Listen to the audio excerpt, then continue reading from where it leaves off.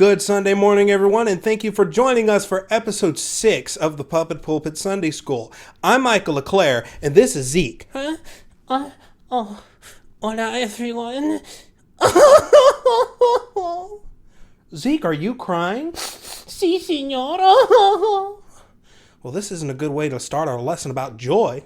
It's okay, I'll be okay. You want to talk about it? Sí, señor. All right, we're going to talk about it while AJ does our action song. If all of you guys could stand up and worship with us, AJ is going to show us our action song for today. Go ahead, Adam.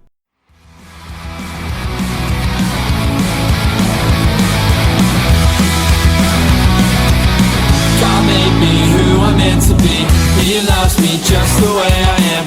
God made me who I'm meant to be. His dream for me is so amazing. For this simple reason, I am happy to be me. Whoa, whoa, my God watches over me. Whoa, whoa, I feel like royalty. For this simple reason, I am happy to be me.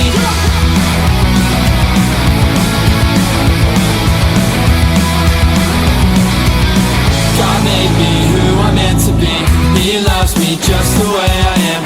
God made me who I'm meant to be. His dream for me is so amazing. For this simple reason, I am happy to be me. Whoa, whoa, my God watches over me. Whoa, whoa, I feel like royalty. For this simple reason, I am happy to be me. Whoa, whoa, my God watches over me. Whoa, whoa, I feel like royalty. For this simple reason, I am happy to be me. Whoa, whoa, I am happy to be me. Whoa, whoa, I am happy to be me. Whoa, whoa, I am happy to be me. Whoa, whoa. Whoa, whoa, my God watches over me. Whoa, whoa, I feel like royalty. For this simple reason, I am happy to be me. Whoa, whoa, my God watches over me. Whoa, whoa, I feel like royalty. For this simple reason, I am happy to be me. Whoa, whoa, I am happy to be me. Whoa, whoa, yeah! Why are you so sad, Zeke? Well, it all started yesterday when I entered a painting into the Baton Rouge art contest. Welcome, everyone, to the annual Baton Rouge Art Contest, where artists from all over our state capital submit their greatest work. I'm Harrison, and I'm so glad to see that we have drawn a good crowd. Get it? Drawn a crowd? Well, anyway, our first contestant here is Dunkin' Donut. Here with his work he is entitled A Perfect World. I especially like his use of stippling to paint this Krispy Kreme establishment on fire.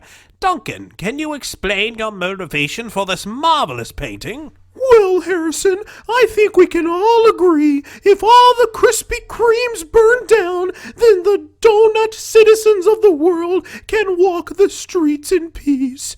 Together, we can work hard to make that dream a reality. Well, we cannot commit arson, Mr. Duncan, but thank you for your inspiring message. Best of luck to you, sir. Thank you.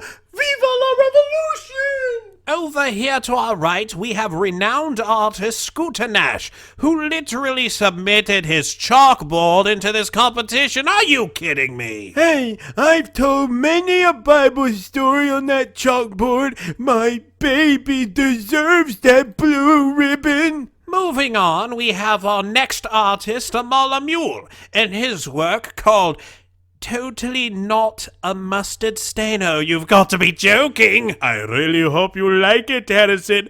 I spent countless hours on this painting. Amal, did you seriously spill mustard on a canvas and enter it into this competition? No. You're literally holding a mustard bottle. No, I'm not. Next, we have Ezekiel Ramirez Ramon Carlos Rivera de la Cruz Johnson. Would you like to explain your painting to us? I call it the Mona Zika. I've always loved to paint, and I hope you'll consider it for the grand prize. It's horrible. Moving on. What? Our final entry is from Cecil the Seal and...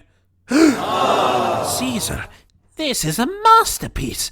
Please reveal to us how you were able to fathom the creation of this artwork.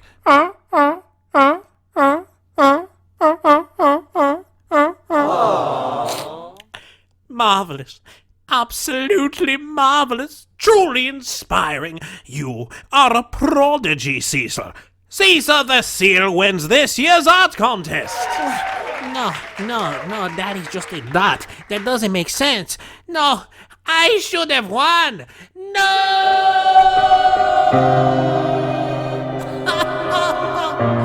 No, I should have won. I had it in the palm of my wing. Should we get involved? No. Well, Zeke, I'm so sorry to hear that you lost the competition. Don't you realize how hard it is to paint with wings? I'm so sad, Micah. I'm no good at painting. I know it now. And I just don't know how I can feel happy again. Well, Zeke, we are just so happening to be teaching everyone at home about joy. Psalms 116:11 says, "Thou wilt show me the path of life. In thy presence is fullness of joy. At thy right hand there are pleasures forevermore." Micah, I just don't think I can be joyful until I win the competition. Zeke, are you really going to allow that contest to take your joy and make you into a sore loser? What about your other blessings? God has given you great friends, a great job, a healthy life. You have so much to be happy about. Well, I know, but winning that art competition was very important to me, Senor. And now I know I am not a good artist, and I should never try again. Zeke, don't say that. You're very talented. No. You know, Scooter knows a great Bible story that not only teaches us how to be joyful, but why we should be joyful. Can you please explain it to us, Scooter? He's gonna teach us about the Lord. It's time for Scooter's chalkboard. Hey there, everybody. My name's Scooter, and welcome to my chalkboard. Today, I will be showing you guys the story of Paul and Silas and how their joy not only got them out of prison, but led an entire family to Jesus. Paul was a very disciplined preacher that God called to spread the news of salvation to the world outside of Israel. One day, Paul and his friend Silas were preaching in a town called Philippi when a young woman started following them around. She kept saying the same thing over and over again. "These men are the servants of the Most High God, which show unto us the way of salvation." God told Paul that she was possessed by a devil, so Paul cast the devil out in Jesus' name. Well, the girl was owned by some evil men that were making money from the devil inside of her, since people would pay her to tell them their future, when it was actually the devil inside of her lying to them. Even though Paul and Silas helped the girl, her masters found a way to get the town to beat Paul and Silas and throw them in jail.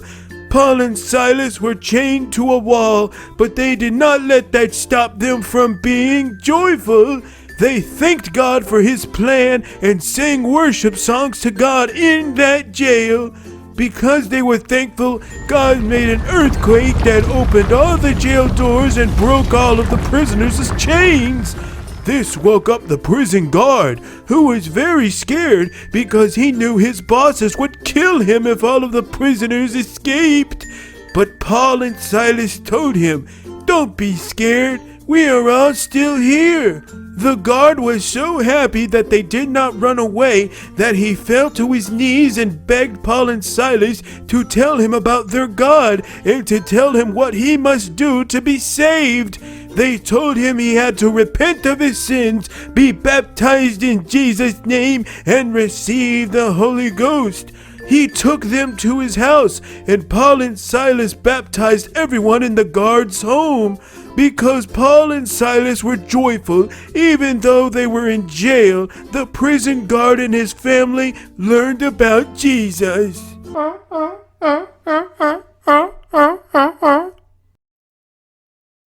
I have no idea what you just said. Paul and Silas were happy even in jail. They were singing away. Well, Zeke, it's because they put their joy in God instead of the things of this world. What that means is that they were joyful because they knew God loved them and would help them. Even if God did not help them out of that prison, they knew that they would go to heaven if they died. They could have whined and complained about the chains on their feet or the cold stones that they slept on, but they decided to love God and be happy instead. And to be happy, they praised God. Oh, I get it. And because Paul and Silas were joyful, the prison guard and all of his family got to know about Jesus. Exactly, Zeke. When we put our joy in Jesus, it not only makes us feel better, but we show others that God is always good. You could put your joy in worldly things like video games or television, but that won't keep you happy. Only God can give you happiness that lasts forever. Because even when everything else falls apart around us, when you ask God for joy, He gives it to you. Can Mario Kart do that for you? No. Can shopping do that for you? No. Can winning an art competition do that for you? No. Zeke, it's okay to be upset. Even Jesus cried. But we have to move on. We have to remember that Jesus always loves us even if our plans don't work out. You can find joy in knowing that Jesus will always give you the best. Weeping may endure for a night, but joy comes in the morning. Okay, from now on, I will ask God for joy when I feel low, and I won't rely on the approval of others anymore. That's so awesome, Zeke. And you're an awesome artist. You're super talented. Don't let one failure dictate your life. People who have the joy of God, even when they are at their lowest, at rock bottom, they still shine their light so that everyone else can notice them and they will come to Jesus because of you.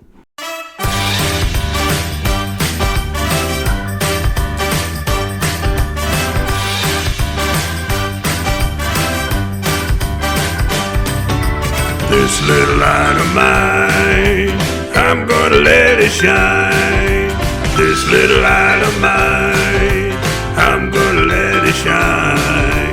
This little light of mine, I'm gonna let it shine. Let it shine, let it shine, let it shine. I'm under pressure now, I'm gonna let it shine.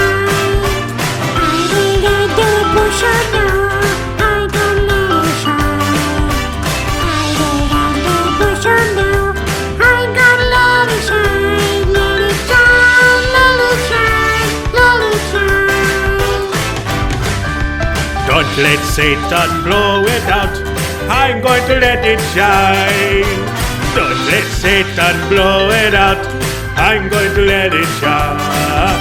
Don't let Satan blow it out, I'm going to let it shine, let it shine, let it shine, let it shine. Let's break everybody! This is so much fun! I'm going to let it shine. I'm a dancing donkey, I'm going to let it shine. We are operating. This little light of mine, I'm going to let it shine. This little light of mine, I'm going to let it shine. This this little light of mine. I'm going to let it shine, let it shine, let it shine, let it shine.